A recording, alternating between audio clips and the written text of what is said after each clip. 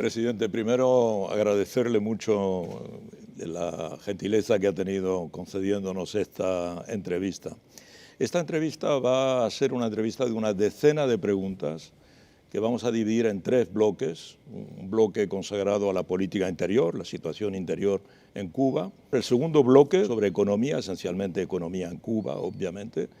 Y un tercer bloque sobre la política internacional. Y la primera pregunta entonces de política interior es la siguiente. Para muchas familias en Cuba, desde hace poco tiempo, 2, 3 años, la vida cotidiana se ha vuelto particularmente difícil. Hay penurias alimentarias, hay inflación, hay carencias en los servicios públicos. El bloqueo económico, comercial y financiero impuesto ilegalmente por Estados Unidos ya existía. Y lo que le quería preguntar es qué ha ocurrido estos últimos tiempos para que las cosas se hayan degradado de tal manera. Bueno, Ramón, ante todo agradecerte a ti la oportunidad que nos das de conversar contigo. Siempre es muy interesante para uno poder compartir contigo puntos de vista y también oír tus comentarios sobre estos temas. Y me has hecho una pregunta muy interesante, porque muchas personas preguntan por qué se ha existido bloqueo durante tanto tiempo, ¿qué es lo que distingue en los momentos actuales el bloqueo? Y yo creo que hay que partir de, en primer lugar, hoy el bloqueo tiene una característica cualitativamente diferente. Hoy estamos hablando de un bloqueo recrudecido y además apoyado ese recrudecimiento por otro componente, que es la inclusión de Cuba en una lista espuria que a su antojo determina el gobierno de los Estados Unidos sobre países que supuestamente apoyan el terrorismo. Y sobre todo te voy a hacer una comparación. Yo creo que es la mejor manera de ilustrar lo que cambia de un momento a otro si comparamos cómo era la vida de las cubanas y los cubanos hasta el año 2019 o hasta el segundo semestre del 2019 y cómo ha sido la vida después de ese segundo semestre del 2019, que yo creo que es lo que marca también o diferencia estos dos momentos. Bueno, en primer lugar, nosotros somos un país que ha sufrido las limitaciones y las adversidades que nos impone el bloqueo durante más de 60 años. Un bloqueo ilegal, injusto, anacrónico como política y cargado sobre todo una perspectiva prepotente del gobierno de los Estados Unidos. Pero Cuba no se ha quedado cruzada nunca y nosotros yo creo que hemos desarrollado una capacidad de resistencia. Yo incluso después de las vivencias que tuvimos de la COVID, digo que es una resistencia creativa, porque el país no ha sido solo capaz de resistir los embates del bloqueo, sino que el país en esas condiciones ha avanzado, ha aportado, ha crecido como nación y además se ha desarrollado. O sea, no es quedarte resistiendo solo y no hacer más nada. Y bajo todos esos conceptos y todas las estrategias que ha tenido la revolución, hemos podido mantener un determinado nivel de actividad económica, de exportaciones, de apoyo a programas sociales de alto impacto en nuestra población y hemos vivido, aunque detenido nuestros sueños o ralentizados todas nuestras aspiraciones, precisamente por los efectos del bloqueo, que te digo categóricamente que es la causa que más frena nuestro desarrollo económico. Y yo siempre digo, si bloqueados hemos sido capaces de tantas cosas, ¿de qué no hubiéramos sido capaces sin estar bloqueados? Pero eso serán hipótesis que hay que convertirlas en tesis con estudios, con comprobaciones, con análisis de datos, que no es el caso de lo que nos atañe ahora. En el 2019, este país recibía ingresos por exportaciones a partir de nuestras producciones exportables y competitivas en el mercado internacional, porque había una vitalidad de la actividad económica del país. El país recibía una cantidad importante de remesas, recibía ingresos notables por la actividad turística. Recuérdense que nosotros llegamos a tener casi 4,5 millones de turistas en un año. Y teníamos créditos de varias instituciones financieras, créditos gubernamentales de países con los que tenemos muy buenas relaciones y también créditos de programas, de agencias que nos permitían elaborar y apoyar también proyectos. y por otra parte teníamos un suministro estable de combustible, sobre la base de convenios con países amigos, con países hermanos que provocaban que nosotros, bajo esos convenios, no tuviéramos que gastar de la divisa, de los ingresos de divisa que recibían prácticamente nada en combustible, porque todo eso tenía una compensación a partir de servicios que nosotros damos a esos países hermanos. Por lo tanto, en todas esas condiciones nosotros teníamos ingresos en divisa que nos permitían importar materias primas para desarrollar nuestros principales procesos productivos en la magnitud en que podíamos tener esas cosas con las limitaciones del bloqueo. Podíamos comprar alimentos para satisfacer la canasta básica, incluso podíamos comprar alimentos y otras mercancías que poníamos en las tiendas. En aquel momento eran las tiendas que funcionaban en CUC y en el mercado interno en moneda nacional. Por lo tanto, nuestro mercado interno tenía un determinado nivel de abastecimiento. Teníamos disponibles divisas con las cuales podíamos lograr un mercado cambiario legal, controlado por el Estado, donde se podían realizar operaciones de compra y venta de divisas con su equivalente en moneda nacional. Teníamos un nivel aceptable de capacidad para pagar nuestras obligaciones de deudas con países o con empresas que han invertido en Cuba, incluso con la inversión extranjera. Y teníamos una capacidad también de dinero para las compras de las piezas de repuesto y de los insumos más importantes para nuestra economía. Por lo tanto, había una oferta en el mercado interno y había una adecuada relación de oferta-demanda que permitía que los niveles de inflación fueran pequeños. Y todo esto provocaba una retroalimentación. Los procesos productivos, con una buena actividad productiva, daban más fondos exportables, más ingresos, el turismo se desarrollaba, más ingresos y todo eso se iba revolviendo y llegábamos a una determinada situación, yo diría, de estabilidad, sin lograr todavía la prosperidad a la que aspiramos, y estábamos también en un proceso de perfeccionamiento de nuestro sistema económico social y por otra parte también con todo un grupo de planteamientos, de visiones, de postulados y lineamientos con relación al Plan Nacional de Desarrollo Económico y Social 2030. Y vivíamos de esa forma. Eso hasta el 2019. Hasta el segundo semestre del 2019.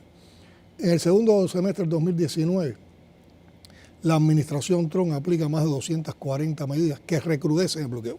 Y aquí entra el primer concepto. Bloqueos recrudecidos.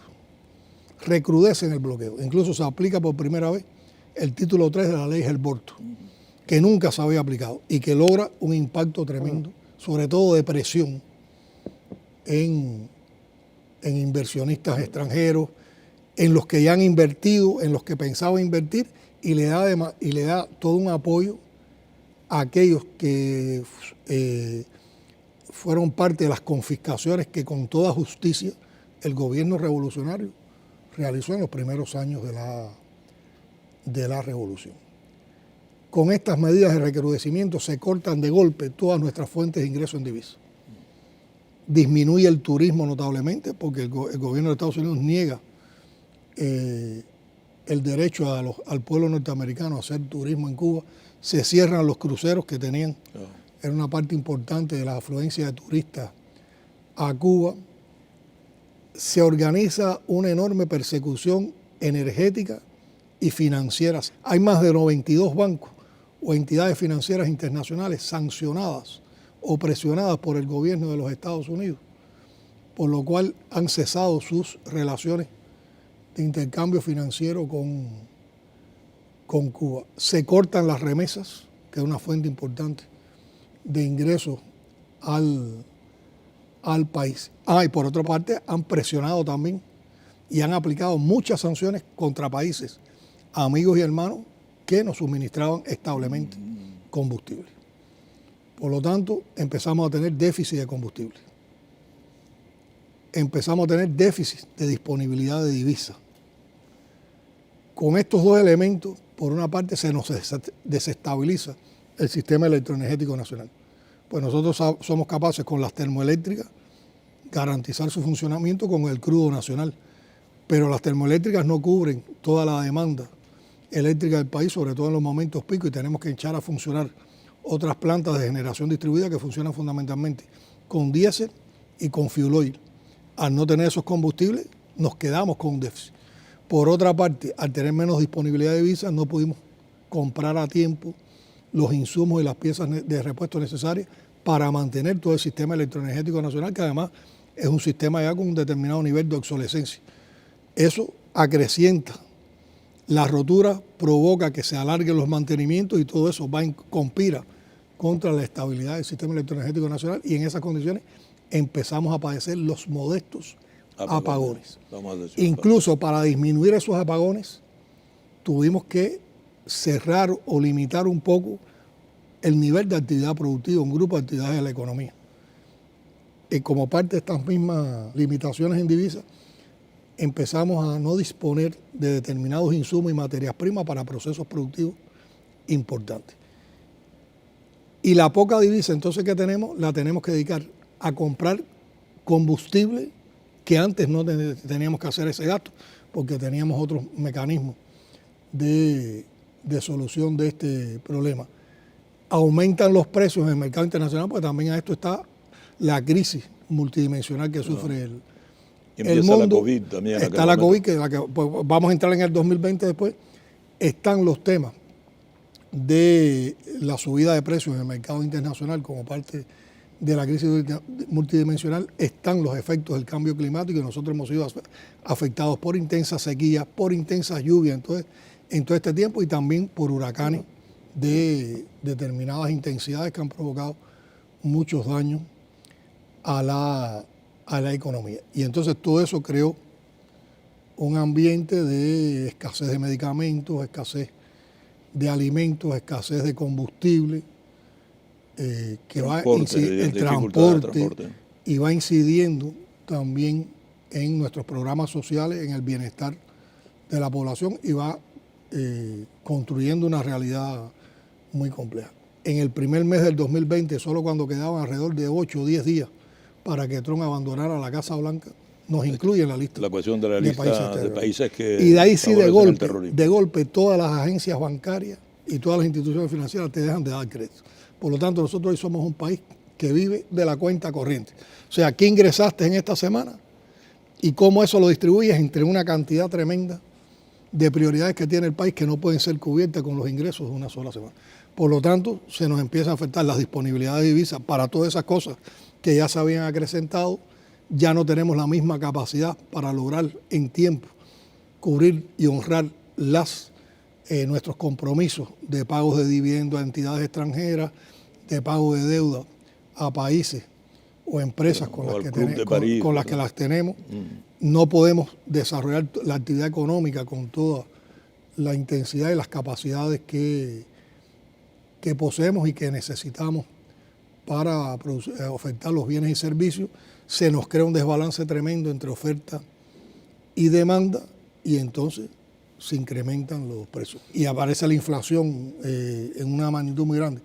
Y por otra parte, no tenemos entonces la disponibilidad de divisas también para operar un mercado cambiario estatal legal de manera eficiente, y por lo tanto se nos crea un mercado ilegal paralelo negro, sí, que manipula también la tasa de cambio, y que casi se convierte en un elemento que impone los precios y que también contribuye al tema de la inflación.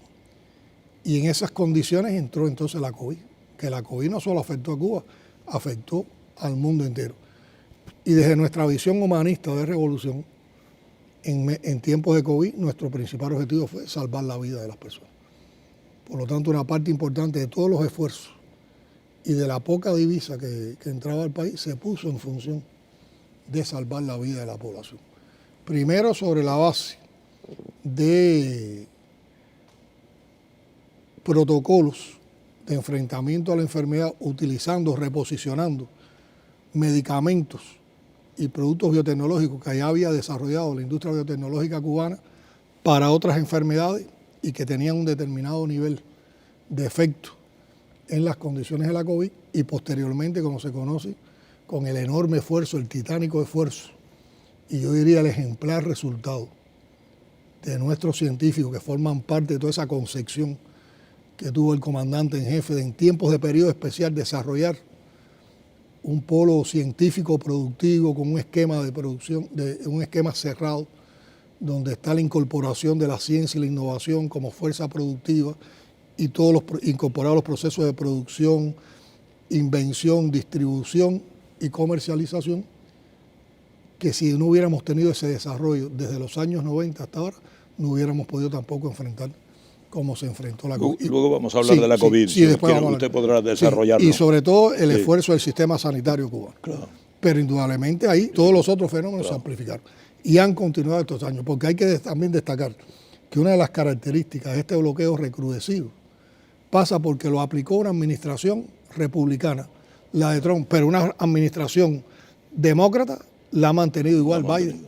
Por lo tanto, ha sido un proceso acumulativo, sistemático, durante 4 años, de una situación muy compleja para nuestra población, y yo diría cargada de una perversidad tremenda, que te la voy a demostrar cuando hablemos de la COVID.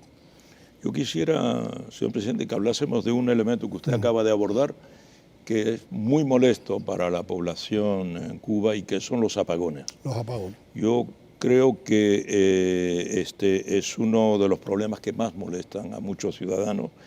¿Cómo puede usted evaluar la situación energética que tiene el país? Usted acaba de decir algunos elementos, pero ¿qué perspectiva de solución puede usted anunciarles a los ciudadanos en Cuba? Bueno, Ramón, aquí, hoy en estos momentos en que estamos haciendo este encuentro, estamos por una situación sumamente compleja en el tema energético. Hoy tenemos un sistema electroenergético inestable, por varias razones que te voy a explicar ahora. Y en estos momentos, esta semana, hemos sufrido fuertes apagones en todo el país. Llevamos más de 5 días que no podemos cerrar en las 24 horas el sistema electroenergético nacional, lo que quiere decir que en todo momento hemos tenido algún nivel de apagón. Y eso de manera sucesiva, indudablemente, daña, complejiza la situación, provoca malestar, provoca incompresiones y endurece la vida de los cubanos. Entonces, aquí hay varios aspectos. Primero, nosotros tenemos un sistema electroenergético que tiene un componente de termoeléctrica, de generación por energía térmica, que se resuelve con la producción de crudo nacional. Sí. Pero ese sistema, es un crudo pesado. Que es un crudo pesado, con mucho azufre. Pero ese necesita reparaciones, necesita mantenimiento sistemático. Hacen falta más de 300 millones al año para mantener ese sistema electroenergético nacional. Y esa disponibilidad no ha existido. Por lo tanto, eso conlleva que tenga roturas y problemas tecnológicos con más frecuencia que la que debe ser normal en un sistema como este. Tenemos otro grupo de fuentes de generación de energía eléctrica, que son motores de generación distribuida, sobre todo para usarlo en los horarios pico, que necesitan diésel y fuel oil. Y no siempre hemos tenido los niveles de diésel y fuel oil que necesitamos. Como parte de toda esta situación de bloqueo, nosotros, por ejemplo, tuvimos desde el mes de octubre hasta el mes pasado, sin entrar al país, diésel y fuel oil. Y fuimos agotando las reservas, porque nosotros también tenemos un programa de ahorro. Fuimos agotando las reservas que tenía el país. Por eso nos provocó también, por falta de combustible, fuertes apagones, sobre todo en el mes de marzo. Y a la vez, estos grupos generadores también necesitan piezas de repuesto, mantenimiento, que se ven afectados. Y tenemos un pequeño componente ya con fuentes alternativas, y sobre todo con el uso de fuentes renovables de energía. Por lo tanto, a nosotros nos puede fallar en las condiciones actuales la generación eléctrica por falta de combustible, por falta de mantenimiento o por la coincidencia de los dos factores. Hoy, en estos momentos, no es tanta la falta de combustible la que nos está afectando como las problemáticas tecnológicas, y por otra parte que tenemos una estrategia de mantenimiento que la hemos podido organizar en medio de estas circunstancias, sobre todo apostando a que en el verano haya el menor nivel de afectaciones posible a la población. Por lo tanto, hoy en estos días se nos ha dado la coincidencia de varias plantas que tenían mantenimiento previsto, planificado y que se están desarrollando, pero simultáneamente se han roto otras. ¿Y las renovables, presidente? ¿Ustedes que están Entonces, apostando a las por eso ahora me renovables? hablaba de la solución, de la solución. Nosotros estamos apostando a las fuentes renovables de energía, tanto la eólica como la fotovoltaica, el biogás, todo un grupo de concepciones, pero sobre todo la fotovoltaica, porque es una inversión que en menos tiempo logramos el montaje. Hoy tenemos un grupo de convenios firmados con garantías que nos va a permitir en menos de 2 años llegar a más de 2.000 megawatts. Y eso nos pondría 2.000 megawatts. Eso nos pondría en otra situación energética, porque eso llevaría a lograr el objetivo que nosotros queríamos de antes del 2030, tener más de un 20% de renovables, de energía renovable. Vamos a llegar a un 25% y tal vez un poco más, en dependencia de cómo puedan funcionar estos temas. Por lo tanto, eso nos va a dar como un primer impacto que en el pico del día no podemos tener los grupos de generación distribuida sin funcionar y todo lo podemos cubrir con esta nueva energía. Porque uno de los elementos que se me pasó a explicarte, que en la misma medida que se nos rompen o salen de funcionamiento termoeléctricas, los grupos de distribución energética que están previstos sobre todo para la hora de pico, tienen que trabajar en hora de no pico, por lo tanto se desgastan más que para lo que estaban previstos y no siempre logran compensar esos déficits. Tenemos todo un programa que lo explicó el ministro de Energía y Minas hace unas semanas a toda nuestra población. Empieza ahora sucesivamente a montarse y a habilitar el parque y va a ir creciendo nuestra generación eléctrica por esta vía. O sea que va a haber un cambio sustancial en este año y una consolidación el año que viene. Y una parte de esos parques con energía fotovoltaica van a acumular energía. Por lo tanto, podrán también acumular energía y se podrán utilizar en las horas del anochecer. Eso, además de darnos esa posibilidad, va a disminuir el consumo de combustible que se utiliza para eso. Y aquí hay 2 salidas entonces. Podremos dedicar más combustible a la economía, sobre todo a la producción de alimentos, a la agricultura, a los procesos productivos, que hoy están muy limitados porque hoy la mayor parte del combustible que tenemos, como es deficitario, lo ponemos en función de la generación eléctrica. Y por otra parte, disminuirán también nuestros gastos de compra de combustible. Pero además, las termoeléctricas trabajarán en un régimen más cómodo. Por lo tanto, el propio crudo nacional, que es exportable también, consumiremos menos. Y una de las cosas que estamos haciendo, de las medidas que hemos tomado, es dar un grupo de pasos para seguir incrementando la producción de crudo nacional. Con esa producción de crudo nacional poder exportar y también nos ayuda a tener una fuente de financiamiento para todas estas inversiones que son costosas. Estas inversiones son muy costosas, las inversiones en generación eléctrica. Ese es un camino, yo diría, el más sostenible, porque además es totalmente coherente con todo lo que nosotros planteamos en política medioambiental, con todo el compromiso que tenemos en nuestros programas y en nuestros compromisos con las conferencias COP de disminuir la emisión de CO2 al espacio. O sea, tiene toda una coherencia y garantiza un desarrollo sostenible. También estamos buscando inversiones extranjeras que nos permitan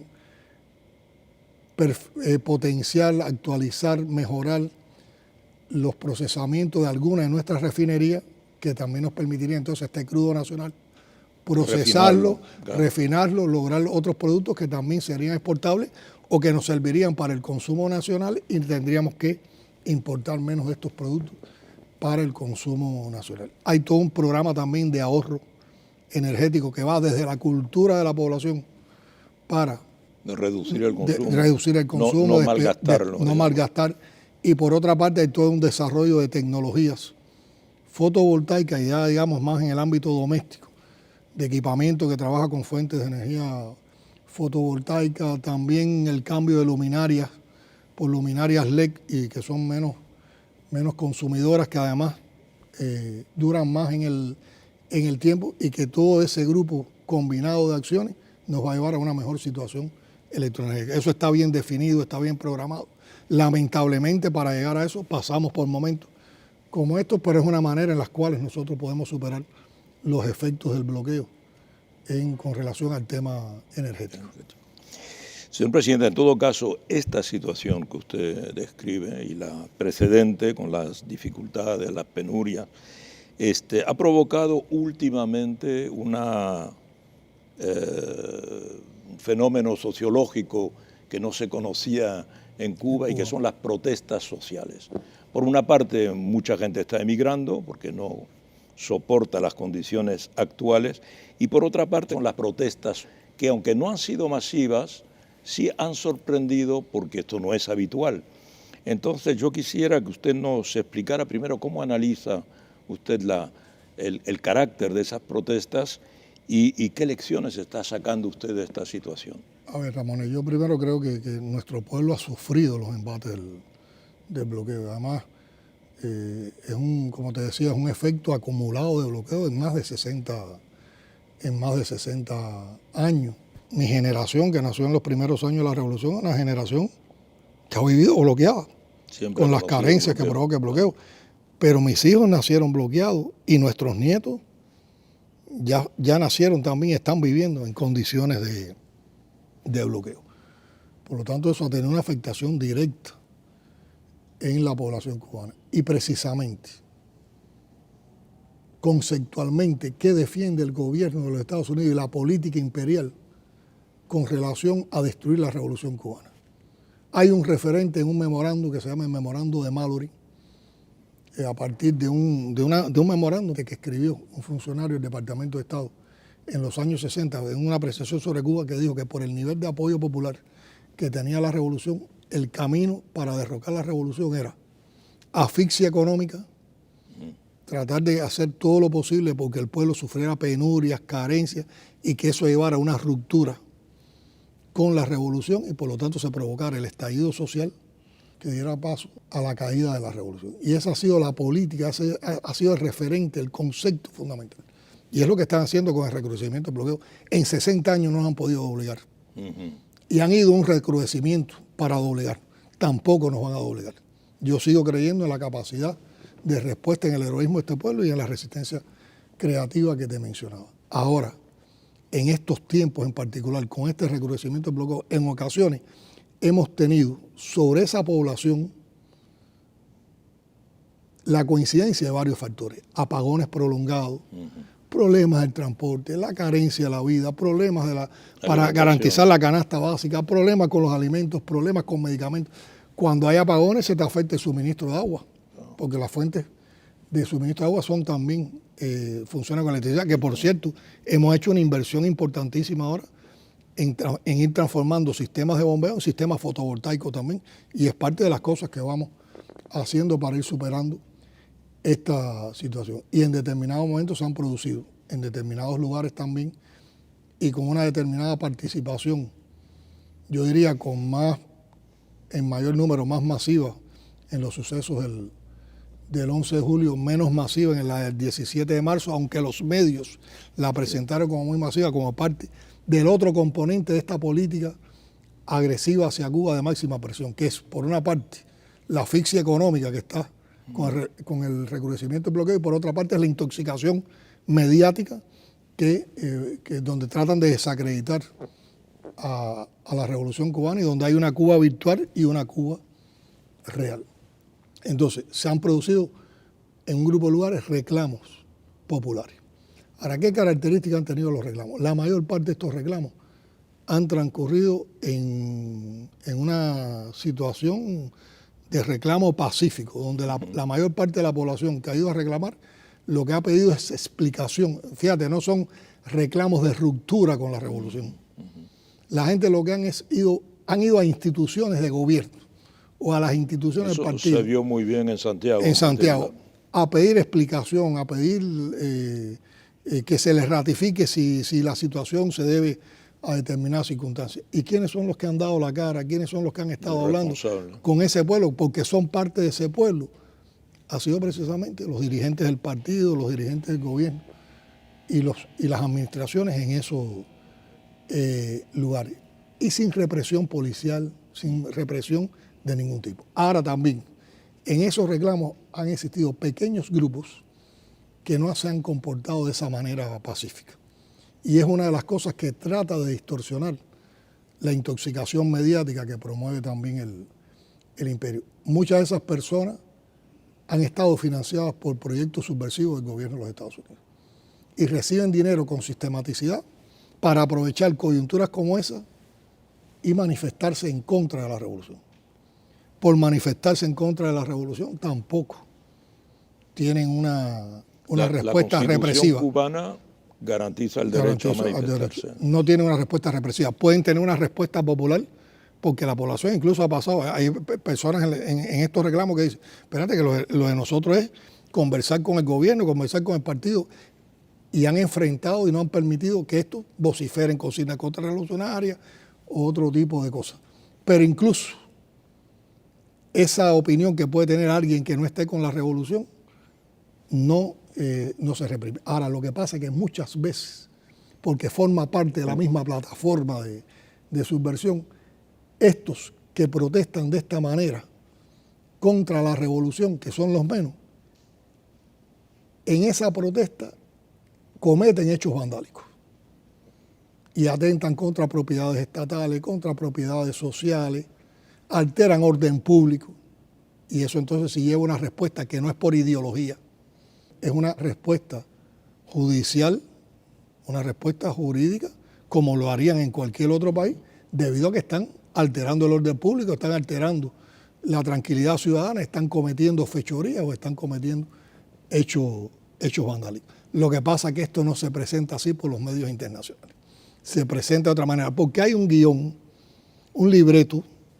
de guerra no convencional que plantea, primero, estallido social, los reclamos o protestas. Segundo, el montaje de la represión policial. Tercero, el montaje de presos políticos, o sea, represión con presos políticos, entre comillas.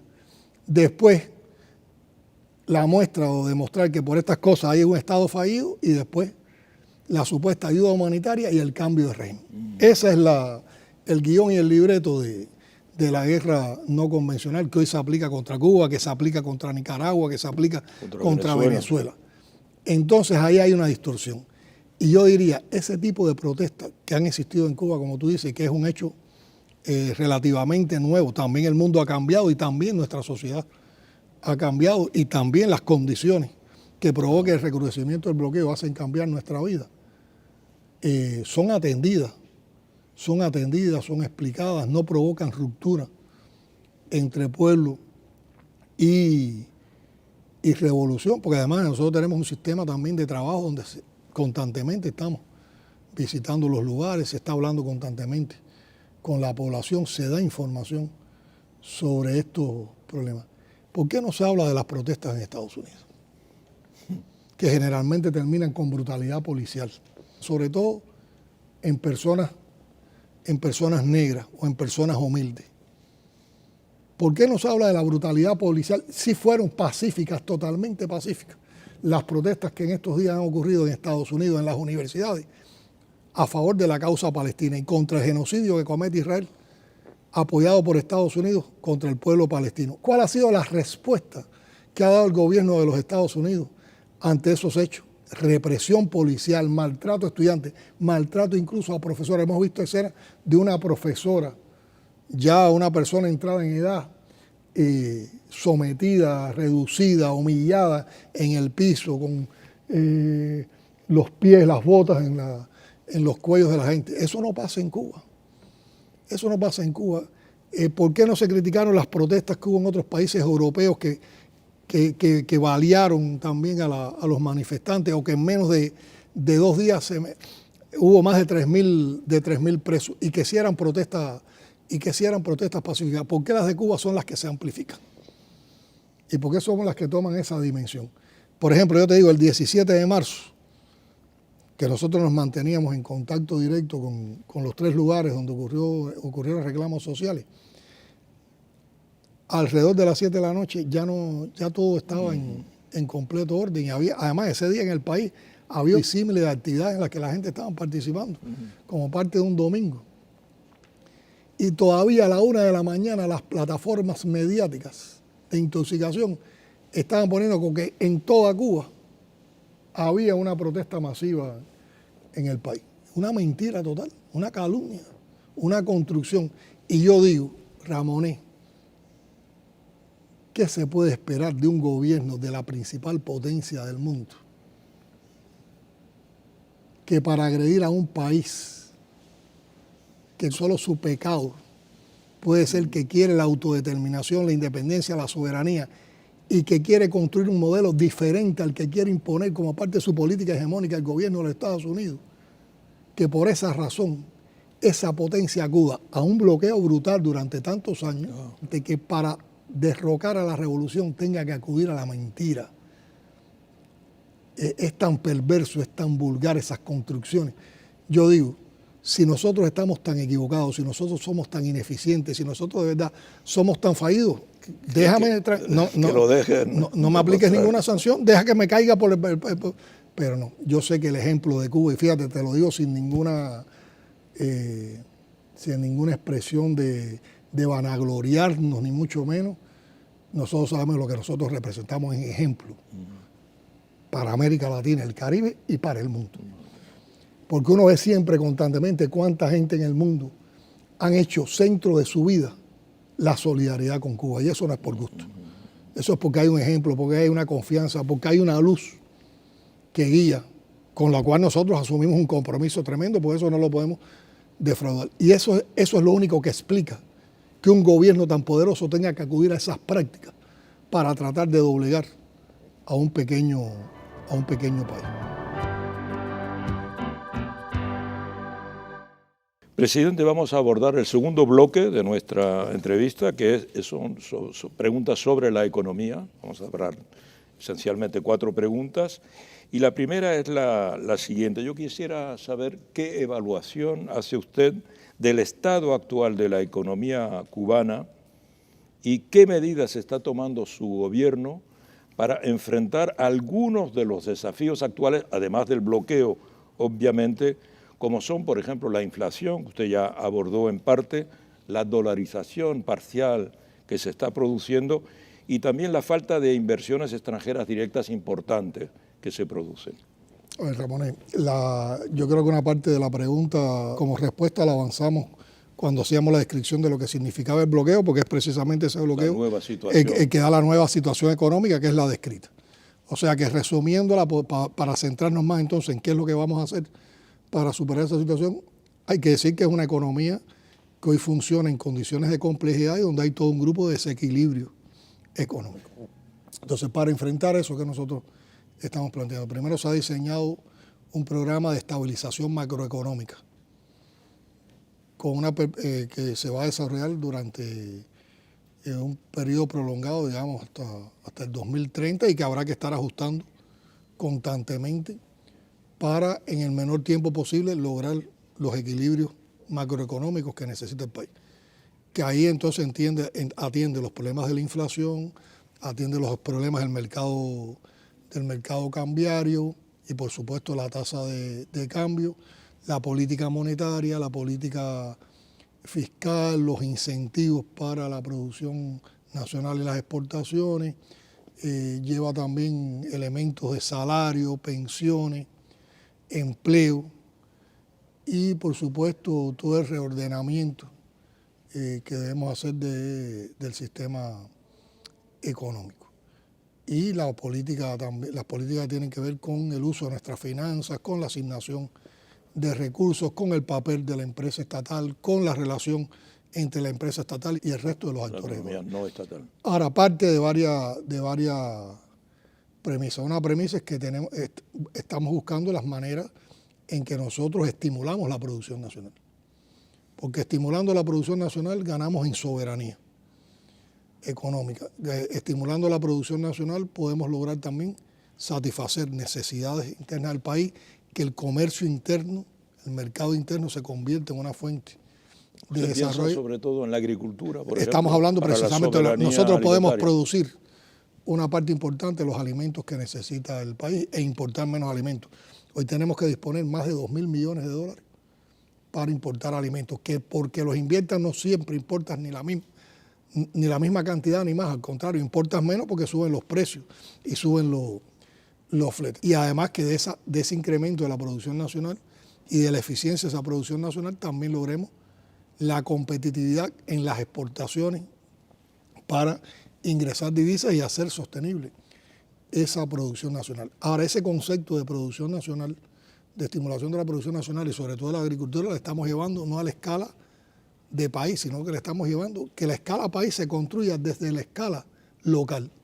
Como cada municipio tiene un programa de autoabastecimiento municipal, como cada provincia tiene un programa de autoabastecimiento de la provincia. Y que todos esos esfuerzos y toda esa construcción desde la comunidad, desde el barrio, por el municipio, la provincia, llegue hasta el país y estabilice la situación alimentaria del país. Para eso hemos desarrollado una política de soberanía alimentaria y hay una ley de soberanía que está dando resultados. Usted ve los resultados. A ver, yo tengo una vivencia en los recorridos estos que desde enero estamos recorriendo todos los meses todas las provincias del país y en cada provincia del país estamos visitando un municipio diferente cada mes. ¿Qué hemos observado? Hemos observado buenas experiencias donde colectivos obreros y de trabajadores con los liderazgos que tienen hacen las cosas de manera diferente y en condiciones de bloqueo recrudecido, igual que Estados todos nosotros, encuentran respuestas para lo que tenemos que lograr. Incluso muchas de ellas en el plano de la producción de alimentos. Yo he visto cosas interesantísimas en ese sentido. Que se podrían extender a otros lugares del Pero país. digamos que hoy son excepciones. Entonces tenemos otros lugares que hemos visitado también donde los desempeños no son los adecuados y donde los colectivos tal vez están más abrumados por el peso de las restricciones del bloqueo y no por el pensamiento que queremos desarrollar, que es el pensamiento de la resistencia creativa. Yo por el bloqueo estoy afectado en esto, pero en condiciones de bloqueo yo puedo hacer esto y superar y avanzar. Y lo que pretendemos es que entonces estos sean inspiradores, estos inspirados en el ejemplo de estos que hacen las cosas distintas, adquieren esa experiencia y vayan a un desempeño mejor. Y entonces lo que hoy es excepción se convierta en regla. Pero ya hay una cosa interesante que también, porque yo te digo, estas convicciones, estos criterios que estoy compartiendo contigo, no son una convocatoria, ni es una propaganda nuestra, es que uno lo tiene como convicción precisamente por lo que está apreciando en esas visitas a cada lugar del país. Entonces ya, por ejemplo, en los recorridos de marzo y abril que empezamos a observar, que lugares que cerraron el 2023, el pasado año, con desempeño improductivos, irrentables, ineficientes, empiezan a dejar atrás esta situación y empiezan a acercarse a esto. Ahora que tenemos que lograr que esa transformación sea sostenible en el tiempo. Yo creo que ahí están las respuestas. Nosotros mismos tenemos la respuesta. ¿Qué le estamos diciendo después cuando compartimos con las direcciones de los territorios?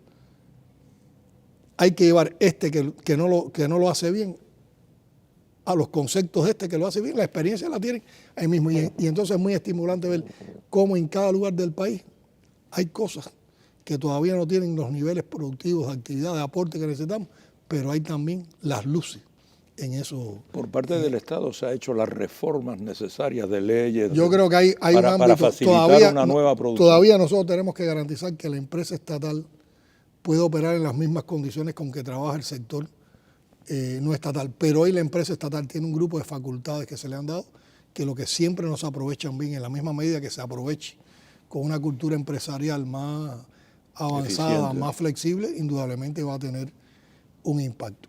Y entonces un concepto fundamental, ciencia e innovación. Un país pobre como el de nosotros, con escasos recursos naturales, pero con mucho talento, tiene una construcción que fundó el comandante en jefe, que le dio continuidad al general de ejército y que se sigue ampliando y actualizando en medio de estas condiciones, que las respuestas a nuestros problemas hay que encontrar en la investigación científica, llevado todo eso a innovación. Y por eso hemos apostado a un sistema de gestión de gobierno basado en ciencia e innovación para aplicarlo en todos los ámbitos. Fue como lo enfrentamos la COVID y ahora lo estamos llevando al campo de la agricultura, al ámbito de la industria, al tema de la producción de alimentos. Está también la atención a las personas y a las familias en condiciones de vulnerabilidad. Cada una de las medidas que vayamos a aplicar tienen que tener un tratamiento para que las personas vulnerables y las familias en situación de vulnerabilidad no se afecten. Porque el propósito de nosotros no es crear más desigualdades, al contrario, es reducir la brecha de desigualdades y que seamos capaces de producir, conscientes que la riqueza que seamos capaces de generar es la que podemos distribuir y que la vamos a distribuir con justicia social. Señor presidente, entre los cambios que ha habido en la economía en Cuba en estos últimos años está la aparición de un espacio de economía de mercado, ¿verdad? En particular, esto se ha ampliado últimamente con el desarrollo de las micro, pequeñas y medianas empresas que aquí se llaman las MIPYMES. ¿Cuál es su evaluación de este fenómeno que está transformando el tejido económico de Cuba? A ver, en este sentido yo creo que hay que hacer algunas aclaraciones. Primero, nosotros tenemos una economía planificada que toma en cuenta las señales del mercado, pero no es una economía que está basada en economía pura de mercado. Primero, pues hay un concepto de justicia social donde las leyes de mercado no son las que conducen el desarrollo económico, porque sobre todo se piensa mucho en función de la gente y se critica a veces la eficiencia de la economía cubana desde una concepción puramente economicista, pero yo digo, esa economía bloqueada que todavía no satisface todas nuestras necesidades mantiene importantes conquistas sociales que hoy en Cuba se asumen como derecho, pero que en muchos lugares todavía no es una conquista. Entonces yo creo que también hay un determinado nivel de injusticia al valorar exactamente el comportamiento de la economía cubana.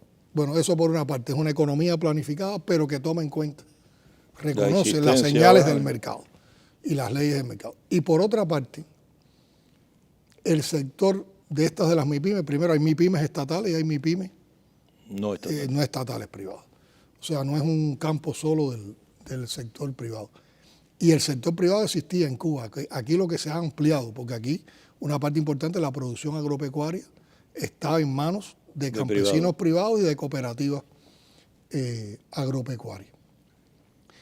Estaba el trabajo por cuenta propia. Lo que pasa es que al no tener el desarrollo de las MIPYMES, en el trabajo por cuenta propia se confundía el trabajo propio de oficio y lo que ya generaba determinadas articulaciones o determinadas relaciones que eran más que trabajo por cuenta propia y se convertían en organizaciones de empresas, eso, y aunque no se reconocieran, ese funcionaba así. O sea que yo lo que creo que hicimos una actualización de la situación que teníamos y yo creo que se ha planteado algo que es muy coherente, es aprovechar todas las potencialidades que tiene el país.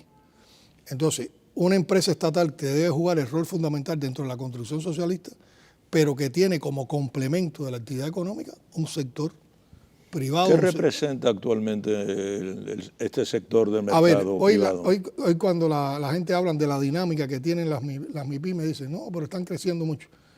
Están creciendo, es un proceso relativamente nuevo y digamos que ya tenemos aprobadas en el entorno de las 10.000 MIPYMES. Pero uno de nuestros conceptos como parte de la construcción socialista es que los principales medios de producción están en manos del Estado y lo representan las empresas estatales. Por lo tanto, el mayor peso de la economía está en el sector estatal, sin negar este aporte importante del sector no estatal. Y yo lo que creo que ahora también ha sido un campo relativamente nuevo, un ámbito relativamente nuevo en el perfeccionamiento de nuestro sistema económico y social. Ahora lo que tenemos que corregir algunas distorsiones que hay en las relaciones entre la empresa estatal y las entidades estatales con las entidades no estatales. De manera tal que todos como parte de un conjunto de actores económicos en nuestra sociedad aporten y estén insertados en el Plan Nacional de Desarrollo Económico y Social. Y por eso con intercambio con ese sector no estatal, con intercambio con el sector empresarial cubano, estamos ahora actualizando todo un grupo de normas para que esto funcione con más coherencia y que realmente potencie la economía del país desde el aporte de lo estatal y desde el aporte de este sector no estatal. aquí estamos insistiendo también que muchas de estas empresas se formen a partir del concepto de empresas de alta tecnología y de empresas innovadoras, y las podemos tener en el sector estatal.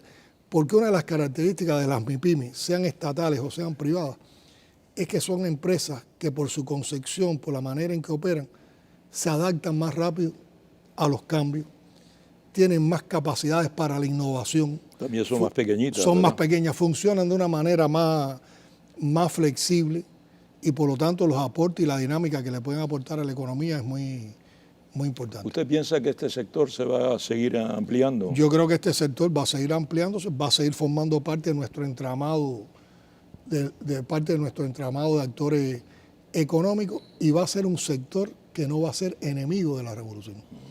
Es un sector que va a aportar, porque además es un sector que se ha creado en las condiciones de revolución. Aunque hay una pretensión que conocemos muy directa del gobierno de los Estados Unidos de tratar de convertir a este sector en un sector de oposición a la revolución.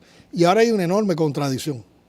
Ahora hay senadores, congresistas, líderes de opinión en los Estados Unidos que dicen que hay que apoyar no al sector estatal, sino que hay que ponerle dinero para convertirlo en agente de cambio a las MIPYME. Y hay otros que dicen que las MIPYME, como son un engendro del Estado cubano para lograr determinada fachada, hay que cortarla. Entonces, hasta ellos mismos tienen una contradicción. La contradicción que no se genera en Cuba. En Cuba forman parte de un tejido empresarial necesario para seguir avanzando en la construcción socialista, implicados y comprometidos con el Plan Nacional de Desarrollo Económico y Social. Y sí atentos a que no haya distorsiones en ese empeño. Presidente, vamos a hablar de la COVID, ¿no? Que ya dijo usted unas palabras antes importantes, pero recordemos que Cuba, gracias a sus científicos, gracias a sus industrias biofarmacéuticas, fue de los pocos países del mundo que pudo vacunar a toda su población con vacunas propias, una proeza excepcional en el marco sobre todo de un país bloqueado y con recursos limitados. ¿Qué lecciones aprendió usted de esa crisis? Y también es importante, ¿qué nuevos aportes podría hacer Cuba al mundo en materia de salud? Ramón, a ver, yo creo que primero tendríamos que hablar que el mundo se estremeció con la COVID y que el mundo debe sacar lecciones de la COVID. Yo creo que la primera lección que debe sacar el mundo de la COVID es que hay que dedicar mayores medios, mayores financiamientos, mayor dinero a lograr en todos los países sistemas de salud potentes, públicos, resilientes y en función de todos y no de una minoría. Y que por otra parte es importante en la cooperación internacional en materia de COVID y no el egoísmo. Yo, tal vez un poco idealistamente, tiene que ver con las convicciones que uno tiene con la formación dentro de la revolución, aspiraba a que después de la COVID el mundo iba a ser más solidario, el mundo iba a cooperar más, el mundo se iba a complementar mejor, y ha sucedido todo lo contrario. El mundo ha ido a la guerra, al incremento de las sanciones, a los bloqueos, a la construcción de muros para resolver los problemas internacionales. Discursos de odio. Discursos de odio. Todo el tema de las redes sociales donde hay asesinatos de reputación, el bullying, la hazaña, la mentira, la calumnia y sobre todo lo que tú destacabas, ese discurso de odio, ese discurso vulgar, ese discurso banal que no ayuda a una mejor relación a nivel internacional. Y esto nos demuestra que el nuevo orden, que hace falta un nuevo orden económico internacional que sea inclusivo, que garantice equidad y que sea justo. Que sea solidario. Y que sea solidario, que es lo contrario del actual orden económico internacional. Ahora, ¿qué aprendimos nosotros con la COVID? Bueno, una primera enseñanza tiene que ver del aprendizaje que tenemos del general de ejército Raúl Castro. Andaba la COVID por el mundo, ya se empezaban las primeras noticias de la COVID. No había ningún caso en Cuba todavía. Estamos hablando de enero del 2020. y el general de ejército dijo, hay que estudiar de inmediato lo que está pasando en el mundo y preparar un plan nacional de enfrentamiento a la epidemia.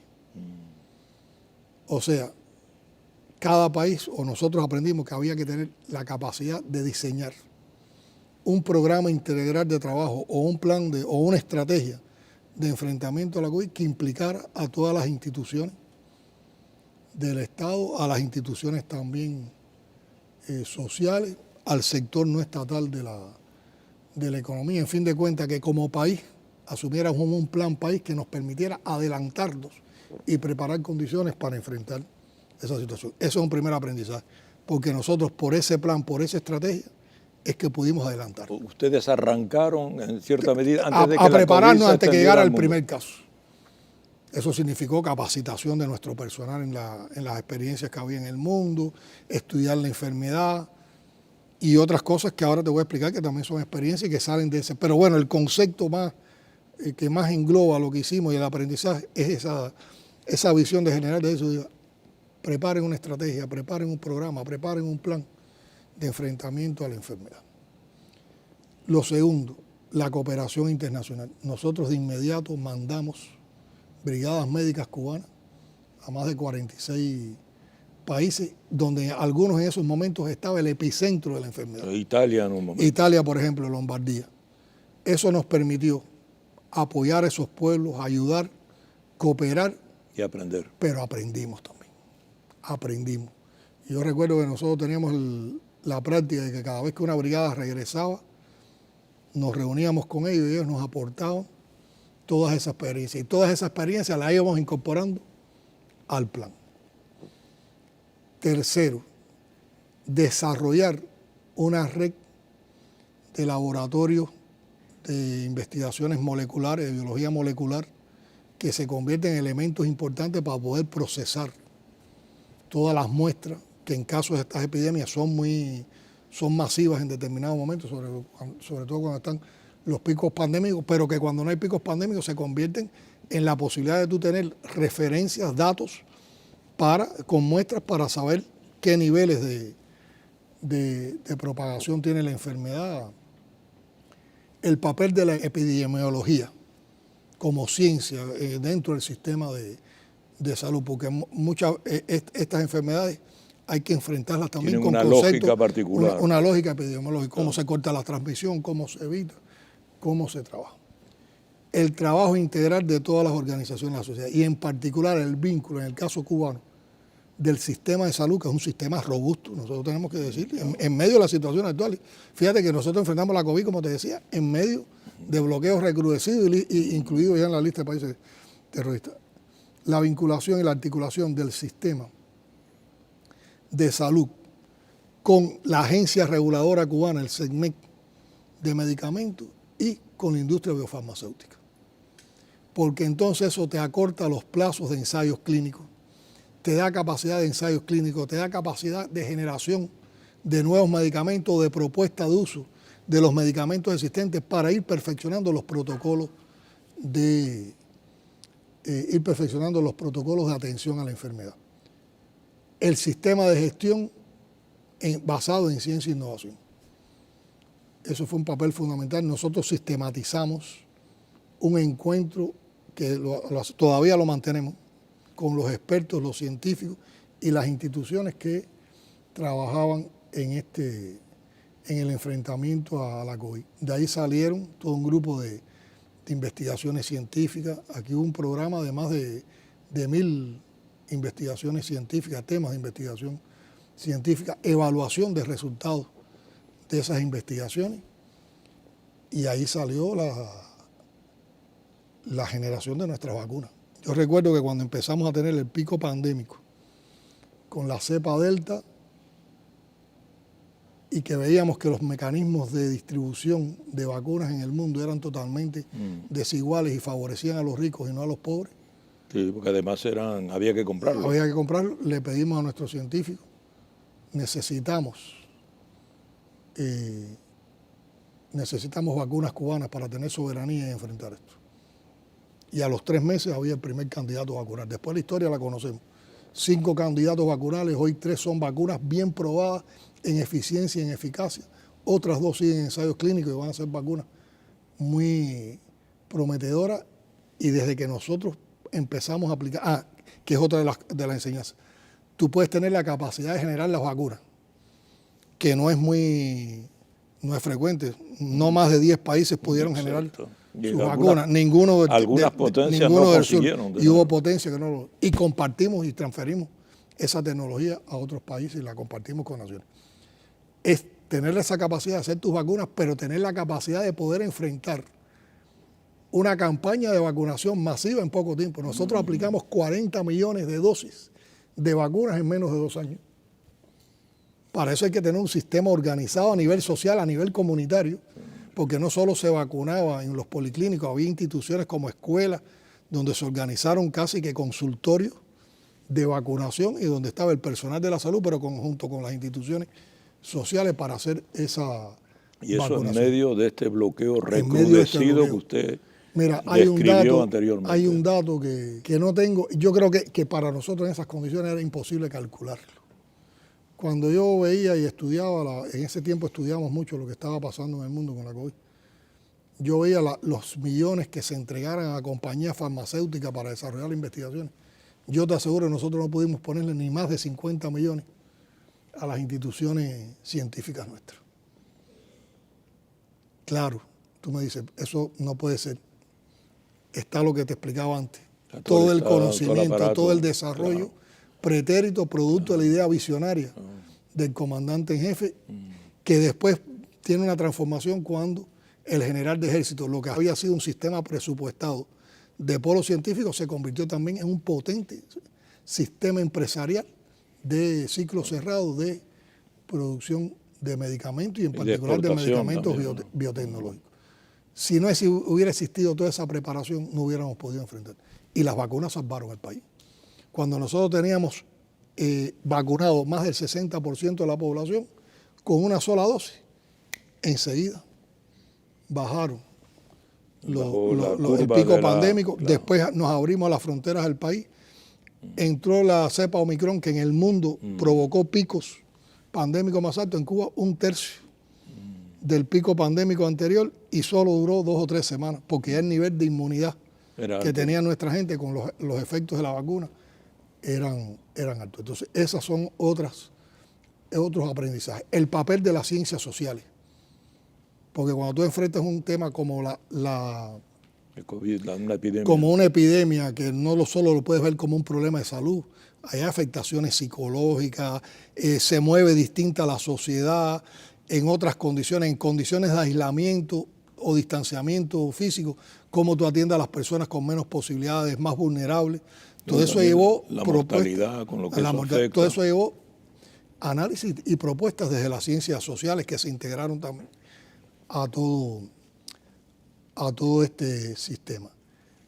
La información honesta, clara, oportuna y sistemática. Todos los días había un espacio en nuestros medios donde incluso uno de nuestros más brillantes epidemiólogos se convirtió en un líder de opinión. Se transformó en porque una personalidad popular. Todos los días explicaba qué estaba pasando, cuánto eran las muertes, cuánto eran los casos de ingresos, cómo subían o bajaban las tasas y cómo se tenía que Cuba demostró en ese momento o confirmó en ese momento que a pesar de todas las dificultades de las que hemos hablado aquí, era una potencia en materia de salud. Sí, lo demostró. ¿Qué anuncios podría usted hacer a la humanidad de los aportes que los científicos cubanos podrían anunciar? En estos momentos, a partir de todos estos aprendizajes que nosotros nos hemos propuesto, ahora se elaboró un compendio con las experiencias y los aprendizajes. Y estamos diseñando un ejercicio que lo vamos a hacer a nivel nacional para incluir esos aprendizajes en nuestro sistema de salud. Segundo, se está defendiendo y ya se ha ido presentando en estos mismos encuentros que hacemos sistemáticamente el programa con el concepto de una sola salud, que vincula todo lo de diagnóstico, todo el tratamiento de emergencia y todo el análisis integral de las enfermedades. Dentro de los aprendizajes hay cosas que lo que hicieron fue confirmarnos ideas. Por ejemplo, el papel de la atención primaria. Diseño también de Fidel con el concepto del médico de la familia. La COVID confirmó cuán útil es la atención primaria. Y ahora estamos actualizando dentro de la atención primaria esos aprendizajes de la COVID. La capacidad, seguimos desarrollando la capacidad de medio de diagnóstico. Nosotros, además de usar los PCR, llegamos en el momento de la COVID a diseñar con nuestras instituciones científicas mecanismos propios de diagnóstico, técnicas de diagnóstico que también apoyan. Hemos continuado y podemos compartir con el mundo los estudios de las secuelas que deja la COVID. El tema no era solo enfrentar la enfermedad, no era salvar las vidas, es cómo garantizamos calidad de vida a los que fueron pacientes de COVID. Y hay un grupo de investigación. Los que sobrevivieron a la enfermedad. Y hemos mantenido el desarrollo del sistema de ciencia e innovación que aplicamos en la COVID, por eso mantenemos los encuentros y semanalmente se van analizando y actualizando determinadas temáticas. Y quiero decirte que hay avances importantes, llegarán los momentos de anunciarlo, esperaremos por los resultados clínicos, pero hay avances importantes en el análisis, en el estudio de muchas enfermedades y sobre todo de soluciones terapéuticas con medicamentos biotecnológicos y técnicas avanzadas para enfermedades, para diferentes tipos de cáncer. Estamos trabajando también los temas, nuestra población ha envejecido, de Alzheimer, de mal de Parkinson, estudios sobre un grupo importante de enfermedades degenerativas. O sea que hay toda una amplia gama de resultados científicos que también yo creo que van a tener una repercusión a nivel de país para seguir fortaleciendo la calidad de la salud cubana, pero también a nivel internacional. Y en estos momentos, con licencias que ha dado dentro del recrudecimiento del bloqueo, el gobierno de los Estados Unidos, estamos haciendo de conjunto con instituciones norteamericanas 2 ensayos clínicos importantes. Uno de una vacuna contra el cáncer pulmonar y una ahora vacuna contra el cáncer pulmonar, que ya la tenemos probada en Cuba, que tiene muy buenos resultados, y se ha autorizado recientemente el estudio de un ensayo clínico con relación al medicamento Everprospect, que es un medicamento que ayuda para las personas que padecen de diabetes el tratamiento de la úlcera de pie diabético a niveles impresionantes de cómo logra curar la úlcera de pie diabético y evita una de las cosas más desagradables para una persona, que es la amputación, y que hoy en el mundo una amputación cuesta miles de dólares en cualquier país, y además hay muchos pacientes de diabetes y muchos pacientes que la solución que encuentran al avance progresivo de esta enfermedad es lamentablemente la amputación. Yo creo que eso estas palabras yo creo que van a ser muy comentadas y le va a dar mucha esperanza a muchas personas en el mundo, y esperemos que la ciencia cubana pueda desentrañar esos misterios. Estos resultados. Y estamos trabajando también las investigaciones para llegar a la vacuna contra el dengue. Contra el dengue. Hay una vacuna ya japonesa, ¿verdad?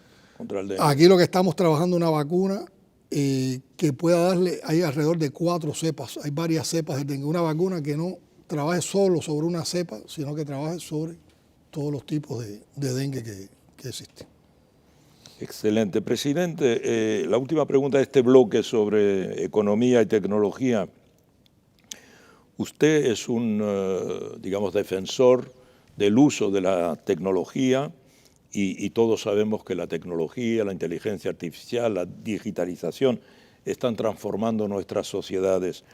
Usted ha apostado en particular por la informatización de la sociedad cubana.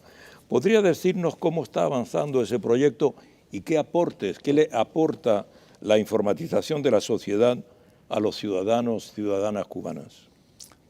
A ver, nosotros definimos tres prioridades de la gestión de gobierno, que son, en un primer momento, informatización de la sociedad, que ahora hemos avanzado en el concepto y lo hemos llevado a transformación digital de la sociedad. Parece lo mismo, pero no es igual. Ya el tema no es solo de llevar todo a plataformas digitales, sino de tener un concepto de la vida y una manera de actuar de manera digital. O sea que defendemos la transformación digital como un pilar de la gestión de gobierno de conjunto con la ciencia y la innovación y con la comunicación social. Son los tres pilares de gobierno, están muy íntimamente el sector financiero también es muy importante. Fíjate que uno de los elementos que destaqué como un aprendizaje fue la comunicación social o institucional que se hizo con la COVID. Entonces, ya yo diría que la transformación digital de la sociedad es una realidad. Nosotros tenemos más de 7 millones de personas registradas con la telefonía móvil y tenemos más de 8 millones que acceden a Internet. Hemos ampliado las redes móviles, aunque todavía necesitamos lograr más cobertura. Tiene que ver también con que lleva inversiones tecnológicas y pasa por todos estos problemas, pero hemos logrado mantener eso es costoso. un nivel. Hoy nosotros estamos por encima de la media a nivel mundial. Y ha existido un debate muy actualizado sobre los temas de transformación digital, inteligencia artificial, economía digital.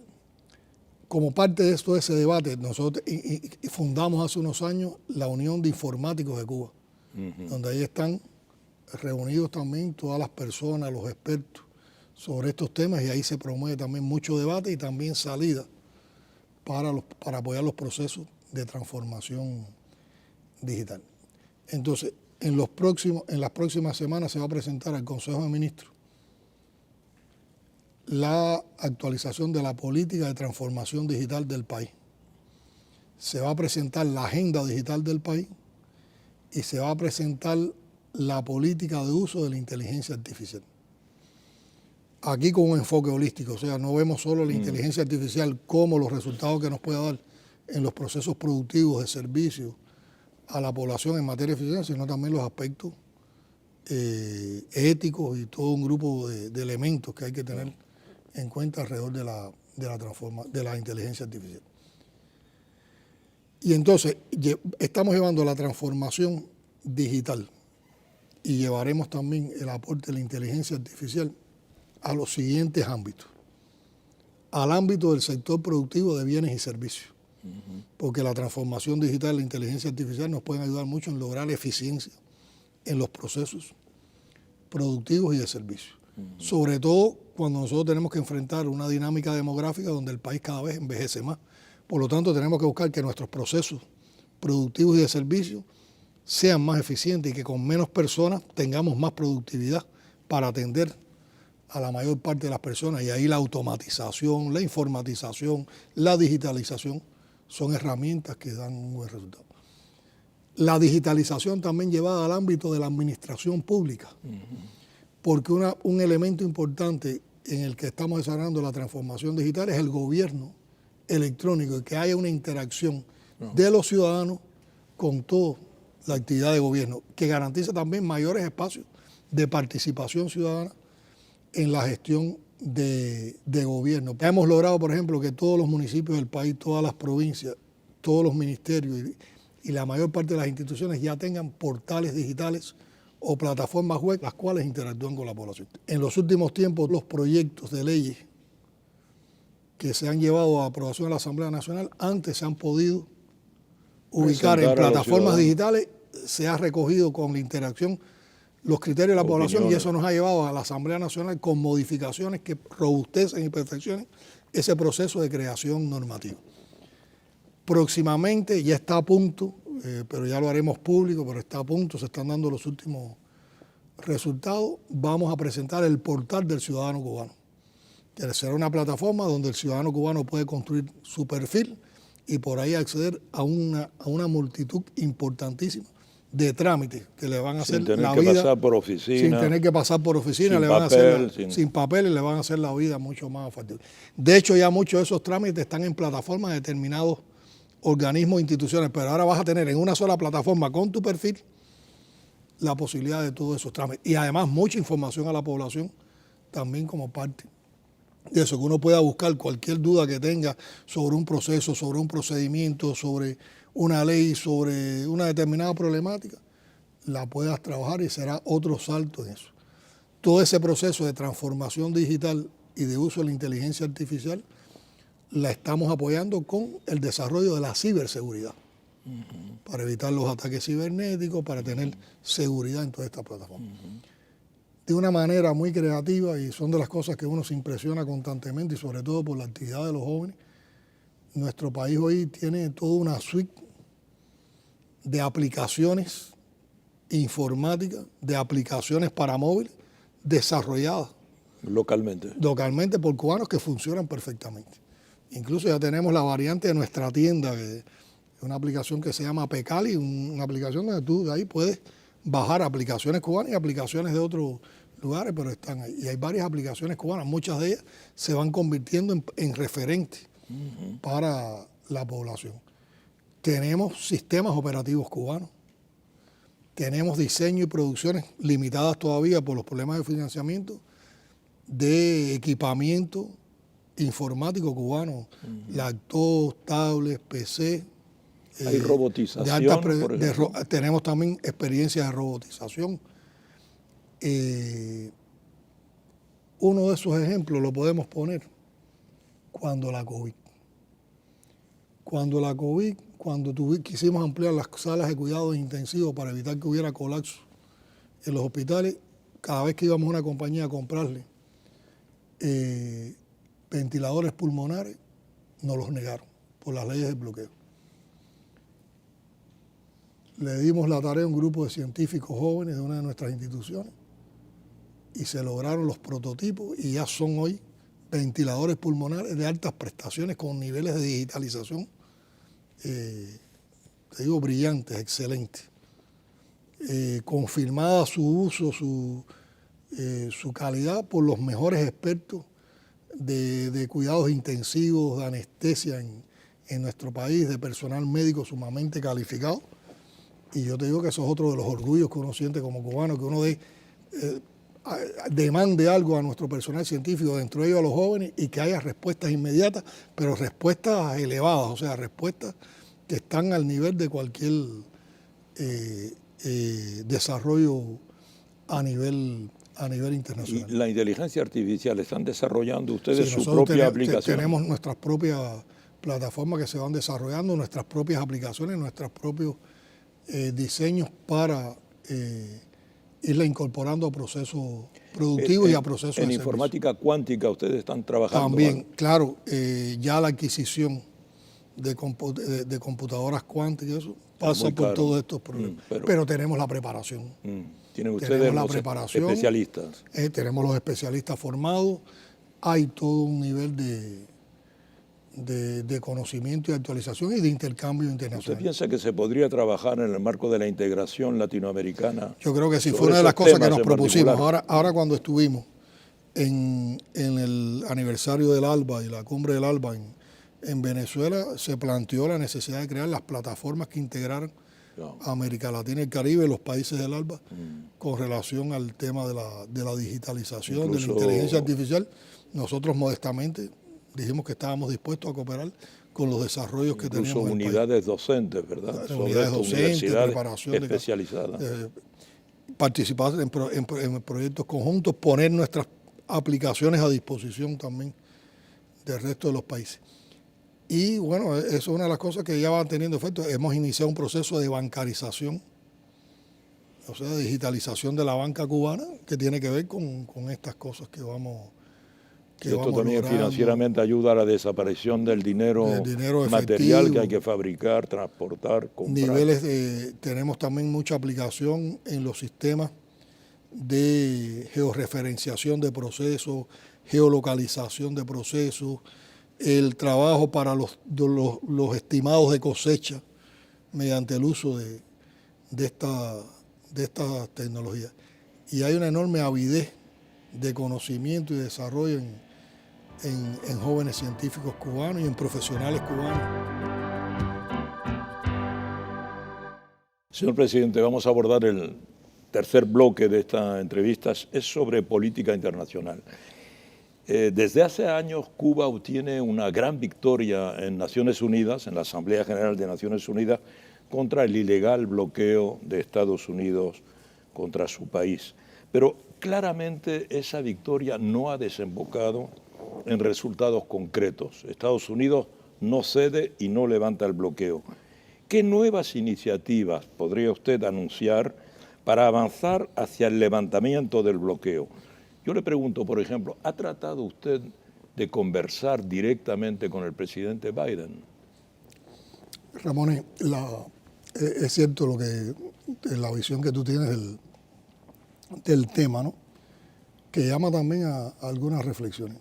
¿Cómo es posible que la principal potencia del mundo, o la potencia más poderosa del mundo, no reciba ningún apoyo, un mínimo apoyo del Estado de Israel? Todo el resto de los países votan a favor de Cuba en relación a la resolución cubana contra el bloqueo que se presenta año tras año en la Asamblea General de Naciones Unidas, que el pasado año fue la 31ª reunión en la cual se condena mayoritariamente el bloqueo y que no hay una respuesta. Eso solo demuestra la prepotencia del imperio y demuestra algo que yo diría que es más serio y de lo cual todo el mundo debía tener un aprendizaje y una lección: el desprecio por lo que opina el resto del mundo. Es el desprecio a nuestros pueblos. Cuando todo el mundo ve como un hecho bochornoso que un país pequeño esté sometido a un bloqueo criminal y genocida, como es el bloqueo del gobierno de los Estados Unidos contra Cuba, que se hagan oídos sordos ante ese reclamo mundial. Y fíjate, ese reclamo no se expresa solamente en la votación en Naciones Unidas. Cada vez es más común la cantidad de países, organizaciones de países, bloques regionales, instituciones internacionales que año por año también aprueban resoluciones contra el bloqueo o medidas de condena del bloqueo. Cada vez son más los líderes de países que en la Asamblea General de Naciones Unidas se pronuncian con nombre y apellido en contra del bloqueo. Por ejemplo, en la última Asamblea General de Naciones Unidas, donde se debatió el tema del bloqueo, 44 líderes de países del mundo se pronunciaron. De todo tipo de ideología. De todo tipo de ideología se pronunciaron en contra del bloqueo. Pero, por ejemplo, la Unión Africana, el Grupo de los 77, la CELAC, el ALBA, todos son bloques regionales, un grupo de instituciones, incluso instituciones que dan recomendaciones al informe del secretario general de Naciones Unidas, apoyando la posición de Cuba en contra del bloqueo. Y cada vez más son los hechos, yo diría ya cotidianos, de actividades de protesta contra el bloqueo, que día a día, semana a semana, fin de semana por fin de semana, se gesta en el mundo. Nosotros tenemos registrado más de 2.000 manifestaciones de apoyo a Cuba en este sentido solo el pasado año. Y ya en los meses que han transcurrido este año, han existido innumerables momentos de apoyo al bloqueo. Nosotros hemos hecho llegar por vías directas e indirectas a la actual administración del gobierno de los Estados Unidos que nosotros estamos dispuestos a sentarnos en una mesa en igualdad de condiciones, sin imposiciones y sin condicionamientos, para hablar de todos los temas que tienen que ver en la relación entre Cuba y los Estados Unidos. Todos los temas que quieran discutir, pero sin condicionamientos y en igualdad de condiciones. Porque en fin de cuentas en el bloqueo hay una relación, digamos, unilateral. Cuba no ha afectado a Estados Unidos. Cuba no ha tomado ninguna medida en contra del gobierno de los Estados Unidos. El gobierno de los Estados Unidos fue el que impuso de manera unilateral el bloqueo. Por lo tanto, el gobierno de los Estados Unidos es el que tiene de manera unilateral que quitar el bloqueo. Nosotros no pedimos ni favores, ni tenemos que tener ningún gesto para que nos quiten el bloqueo. Sencillamente es un derecho del pueblo cubano, un derecho del pueblo cubano a poder desarrollarse en un ambiente de paz, de igualdad, sin medidas coercitivas, sin imposición. Y estamos dispuestos, pero el gobierno de Estados Unidos nunca ha dado respuesta a eso. Esta actual administración. Y nosotros tenemos la convicción de que esta actual administración no tiene ninguna voluntad en cambiar la situación hacia Cuba, sobre todo porque ha priorizado mucho su política a los intereses de una minoría que es la mafia cubano-americana que radica en la Florida.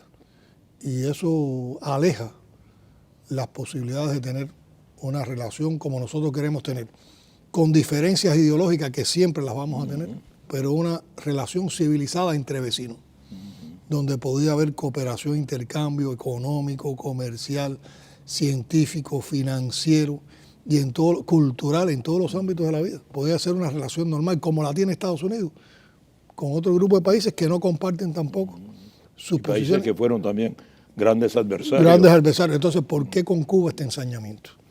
Y nosotros hemos planteado la voluntad, porque además nosotros hacemos una diferencia. Nosotros no tenemos nada en contra del pueblo norteamericano. Este es un tema con el gobierno de los Estados Unidos. ¿Cómo explica usted que el presidente Biden, que fue vicepresidente de Obama durante 2 mandatos, y Obama había cambiado un poco la atmósfera, digamos, de relaciones? Obama empezó a construir una relación diferente. ¿Cómo explica usted que Biden tenga esa posición? Es inexplicable. La esposa de Biden estuvo en Cuba, tuvo una relación muy buena de experiencia, porque ella es profesora. ¿Cómo se explica? Eso solo lo explica de que en los Estados Unidos el tema no es de partido. Un demócrata actúa igual que un republicano. Hay un complejo militar industrial, hay otra construcción de poder por detrás en la sombra, que es la que decide las posiciones del gobierno de Estados Unidos, que son las posiciones imperiales. Y hay esta situación, que es la subordinación de un grupo de intereses, sobre todo por temas electorales, a las posiciones de la mafia cubano-norteamericana. ¿Y tiene usted alguna esperanza que las próximas elecciones cambien esta situación? Ojalá cambiaran y ojalá pudiéramos tener el espacio para discutir frente a frente todas nuestras posiciones y que hubiera otro tipo de relación y que se levantara el bloqueo.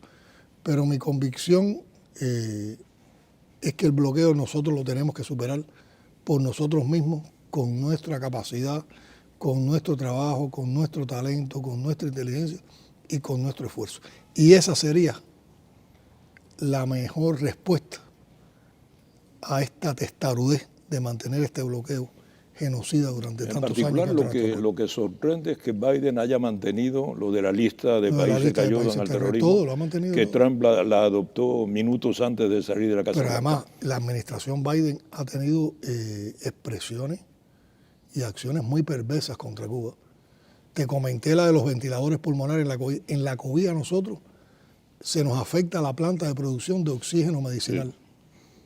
Sí. Y cuando salimos a comprar oxígeno medicinal a países del área donde podíamos en menor tiempo tener el necesario producto en el país, el gobierno de Estados Unidos presionó a compañías que nos podían suministrar el oxígeno medicinal para que no llegara ese oxígeno a Cuba. Eso es una acción totalmente criminal. Imagínate, en medio de una pandemia con sala de cuidado intensivo, con personas que tienen una afectación respiratoria, que se le negara el servicio a esas personas, los estaban condenando a la muerte y nosotros tuvimos que hacer un esfuerzo tremendo.